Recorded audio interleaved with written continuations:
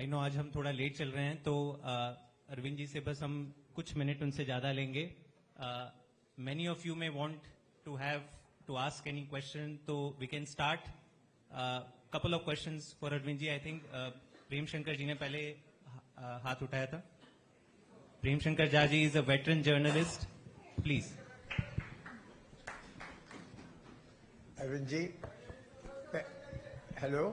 मैं पहले तो आपको कुछ अपने तरफ से थैंक्स कहना चाहता हूँ. ये कोविड के टाइम के वक्त में जैसे आपने लोगों को बचाया अपने पूरे खजाने को खर्चा करके, जो लोग की माइग्रेंट वर्कर्स थे और जिनको कि घर नहीं जाने दे रहे थे, वो मैंने देखा और मैंने कहीं किसी और स्टेट में नहीं देखा. दूसरा, आप पहले वही फर्स्ट चीफ मिनिस्टर थे जिसने कहा कि इनकी आप 5 दिन इनको घर पर रोक के तब अस्पताल न ले जाइए, नहीं तो ये मर जाएंगे. घर पे ही ट्रीटमेंट शुरू कर दीजिए. और पूरे मुल्क से 1 महीने पहले आपने 0 पर ले आया था. ये another part of government from the bottom upwards. And मैं एक चीज आपसे पूछना चाहता हूँ. ये पर्सनल क्वेश्चन है. वो एक क्षण था आपके लाइफ में जबकि आप एजिटेशन से गवर्नेंस की तरफ घूमे कि I must make a political party, otherwise I can do nothing. वो क्या हुआ? Was there any specific thing that happened then जिससे कि आप भ्रष्टाचारी आंदोलन को छोड़ के आप पार्टी बनाने की? सर, हमने कभी जिंदगी में भी नहीं सोचा था कि हम राजनीति में आएंगे, और ना कभी मंशा थी.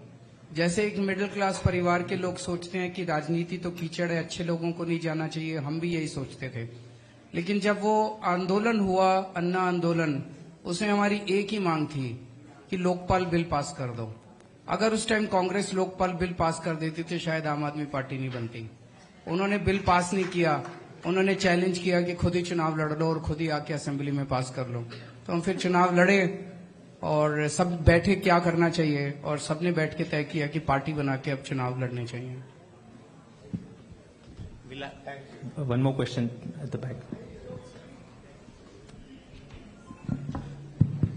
नमस्ते सर, मेरा नाम समीक्षा है, PhD economics JNU.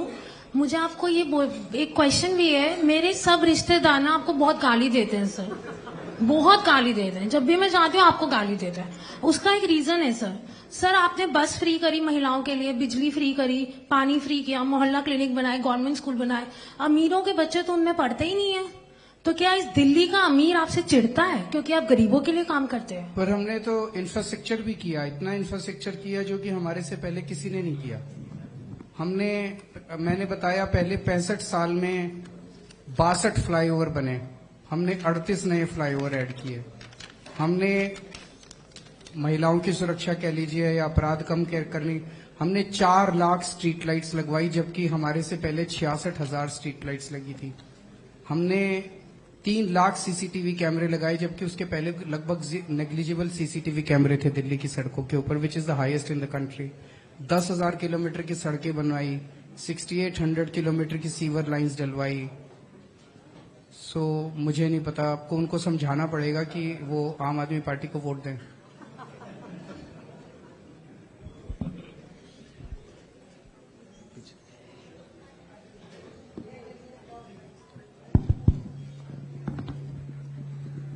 Hello sir, मेरा नाम मैं एक चीज और बोलना चाहता हूं. इस पूरे नैरेटिव को अमीर और गरीब के अंदर बांट के देखना थोड़ा सा ओवर सिंप्लीफिकेशन है. क्योंकि पहली चीज तो अब 24 घंटे बिजली, आपके रिलेटिव दिल्ली में रहते हैं, दिल्ली में उनके 24 घंटे बिजली आती है. तो उनसे पूछना कि उनकी पार्टी के किस राज्य में 24 घंटे बिजली आती है. एक राज्य बता देना. गुजरात में 30 साल से उनकी सरकार है, फिर भी वो 24 घंटे बिजली नहीं दे पाए. तो कुछ तो अच्छा किया ना, उनको भी फायदा हुआ 24 घंटे बिजली का, है ना. 8-8 घंटे के पहले पावर कट लगते थे दिल्ली में. दूसरी चीज, अगर अच्छे सरकारी स्कूल हो गए और इस देश के गरीब बच्चों को अच्छी शिक्षा मिल गई, इससे बड़ा राष्ट्र निर्माण का काम कोई हो सकता है? फिर उन्होंने तो कुछ नहीं किया. इनफैक्ट उनकी पार्टी तो प्राइवेट स्कूल माफिया के साथ मिलके हर साल अनाप शनाप स्कूलों की फीसें बढ़वाते हैं। हमने आज सरकारी स्कूल इतने अच्छे कर दिए कि प्राइवेट स्कूलों को कंपटीशन दे रहे हैं और प्राइवेट स्कूलों की फीस भी नहीं बढ़ने दी हम लोगों ने। तो ये इसको ओवर सिंप्लीफाई करके ये कहना कि हमारी सरकार से मिडिल क्लास को या अमीरों को क्या फायदा हो रहा है, नजरों का धोखा है, नजरों का फेर है। Last question please. सर, मेरा नाम करमनियत हडानी है। मैं एक एनजीओ चलाता हूँ दिल्ली में। हमने दिल्ली सरकार के साथ काफी काम भी किया है।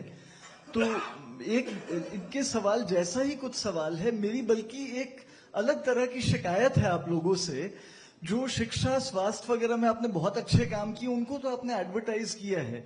बुक में बहुत अच्छी बात है, मैंने देखा रोजगार के बारे में लिखा है कि आपने रोजगार में क्या काम किए हैं। दिल्ली में जैसे अब एग्रीकल्चर काफी कम है, पर किसानों के लिए भी आपने काम किया है बहुत। और मैन्युफैक्चरिंग थोड़ा बहुत ब्रीफ ले लेता हूँ। मैन्युफैक्चरिंग दिल्ली में ज्यादा है नहीं, फिर भी जीडीपी ग्रोथ रेट इतना हाई है। और आपने जैसे रेस्टोरेंट्स के लिए, ट्रांसपोर्ट बिजनेसेस के लिए लाइसेंस राज वगैरह कम किया, आरटीओ हटाया। इन चीजों को और एडवर्टाइज कीजिए जो मिडिल क्लास को और एलीट क्लास को समझ में आए कि उनको भी फायदा हुआ है। ये बातें हैं पर इतना ज्यादा चर्चे में नहीं है। मैं रिक्वेस्ट करूंगा कि इसको आप अपने कैंपेन्स वगैरह में और हाईलाइट कीजिए। मैं सहमत हूं आपसे। ये इसको इस तरह से प्रेजेंट नहीं किया गया कि इस हमारे काम से मिडिल क्लास या अपर क्लास को, उसको जितना भी हमारा काम है उसको एक फ्रीबीज के रूप में प्रेजेंट किया गया, ना कि देश के विकास के रूप में उसको प्रेजेंट किया गया।